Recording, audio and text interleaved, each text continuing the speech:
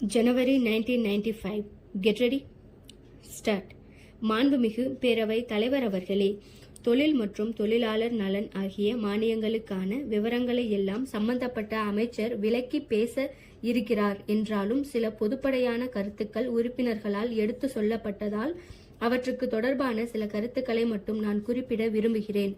பொதுவாக இந்த நாட்டிலே தொழில் வளர வேண்டும் என்பது எல்லோரும் ஒப்புக்கொள்கிற ஒரு கொள்கையாகும். ஆனால் கருத்து வேறுபாடு எதிலே வருகிறது என்று பார்க்க வேண்டும். எந்த விதமான தொழில் வளர வேண்டும் என்பதில் ஒவ்வொருவருக்கும் ஒரு கருத்து இருக்கலாம். அது எந்த துறையில் வளர வேண்டும் என்பதில் கருத்து வேறுபாடு இருக்கலாம். அந்த தொழில் வளர்ச்சியின் முழு பலனை யார் அனுபவிக்கிறார்கள் என்பதில் கருத்து வேறுபாடு இருக்கலாம். இந்த வேறுபாடுகளின் அடிப்படையில் தான் பல்வேறு கட்சிகளாக நாம் இயங்கிக் கொண்டிருக்கிறோம். ஆகையால் தொழில் வளர வேண்டும் என்பதில் யாருக்கும் அபிப்பிராய பேதம் இல்லை என்று எடுத்துக் கொள்கிற போது புதிதாக பொறுப்பேற்று கொண்டிருக்கிற நாங்கள் உடனடியாக பெரிய பெரிய தொழில்களை ஆரம்பிக்கவில்லை என்பதை பற்றி சில மன குறைபட்டு கொண்டார்கள். தொழில் வளர வேண்டும் என்பதில் நாம் ஒருமித்த கருத்தோடு இருக்கிறோம் என்பதை சொல்லும்போது இப்பொழுது இருக்கிற நிலையில் பொருளாதார துறையில் ஏற்பட்டிருக்கிற மந்த நிலையை போக்குவதுதான் ஒரு பொறுப்புள்ள சர்க்காருடைய முதல் வேலையாக இருக்க வேண்டும் என்று நாங்கள் கருதுகிறோம்.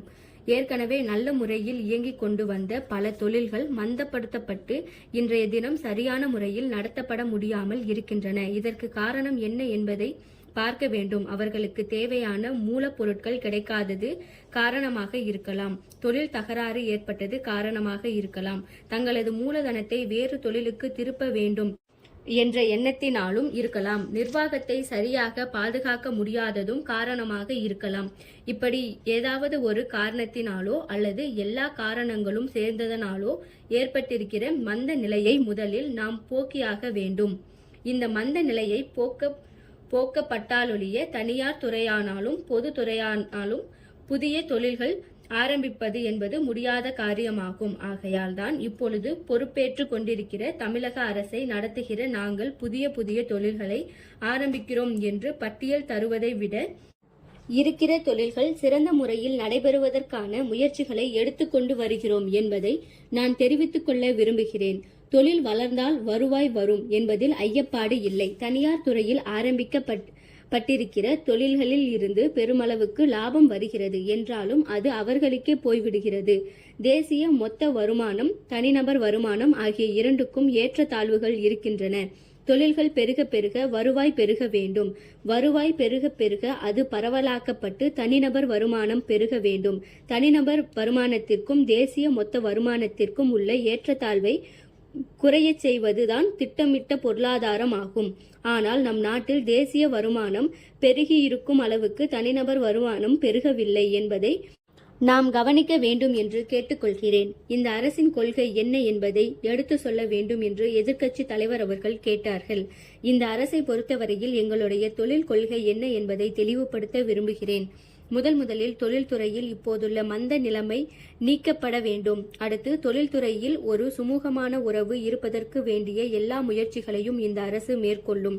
மூன்றாவதாக தொழில்துறையில் கிடைக்கிற வருவாய் சமூகம் முழுவதற்கும் பரவலாக்கப்பட படிப்படியாக இந்த அரசு முயற்சிகளை மேற்கொள்ளும்.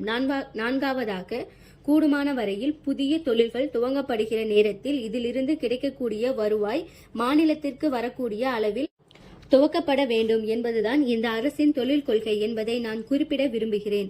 இந்த நேரத்தில் தொழிற்சங்க தலைவர்களுக்கு நான் ஒன்றை சொல்லிக்கொள்ள விரும்புகிறேன். மிகுந்த தொழில் மந்தம் ஏற்பட்டிருக்கிற நேரம் இது. அதை பற்றி எதிர்க்கட்சி தலைவர் அவர்கள் சொன்னதை நான் முழுக்க வரவேற்கிறேன். இந்த நேரத்தில் தொழில் அமைதி இருந்தாலொழிய நாம் தொழிலாளர்களுக்கு வேலை வாய்ப்பை தேடி கொடுக்கின்ற காரியத்தில் மிகவும் வேதனைக்கு உள்ளாக்கப்பட்டு விடுவோம்.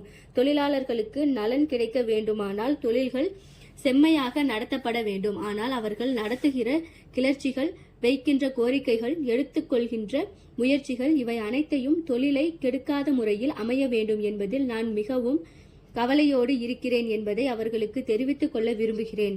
வேலை நிறுத்தம் என்பது தொழிலாளர்களுக்குள்ள மிக முக்கிய உரிமையாகும். அமைதி கெடாத முறையில் வேலை நிறுத்தம் நடத்தப்படுவதை இந்த அரசு தடுக்காது, ஆதரவாகவும் இருக்கும். ஆனால் கிளர்ச்சி நடத்தாமல் தொழிலாளர்கள் எந்த கோரிக்கையையும் பெற முடியாது என்று எதிர்க்கட்சி உறுப்பினர் ஒருவர் குறிப்பிட்டார். அந்த கிளர்ச்சிகள் அமைதியான முறையில் நடக்கிற வரையில் இந்த அரசுக்கு எந்த விதமான தாவாவும் இல்லை. ஆனால் அந்த கிளர்ச்சி பலாத்காரத்தில் கொண்டு போய் விடாமல் பார்த்து கொள்ள வேண்டும். கிளர்ச்சியின் மூலமாகத்தான் உரிமையை பெற முடியும் என்பது எப்படி தொழிலாளர் இயக்கத்திற்கு தேவையோ அதே போல பலாத்காரத்தை அடக்கினால்தான் ஒரு அரசு நடத்தப்பட முடியும் என்பது அரசின் இலக்கணம் என்பதையும் அவர்கள் மறந்துவிடக் கூடாது. ஆகையால் நடத்தப்படுகிற கிளர்ச்சிகள் பலாத்காரத்தில் போய் முடியாமல் பார்த்து கொள்ள வேண்டிய பொறுப்பை தொழிலாளர் தலைவர்கள் மேற்கொள்ள வேண்டும் என்று கேட்டுக்கொள்கிறேன். ஸ்டாப்.